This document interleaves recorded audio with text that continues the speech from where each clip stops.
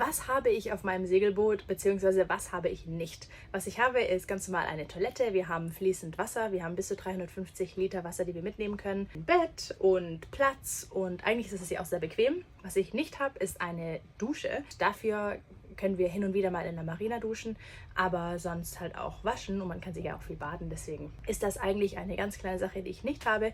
Und was ich sonst nicht habe, ist, ich habe nicht viel Platz. Ich bin hier nur hergereist mit einem ganz kleinen Koffer und wir haben das Boot, mit dem wir hier rumreisen können, aber man kann jetzt nicht irgendwie kommen mit ganz vielen tausend Sachen. Dafür ist es hier sehr warm, das heißt, ich brauche auch gar nicht so viel Kleidung und ich muss schon sagen, ich habe es hier eigentlich ganz bequem.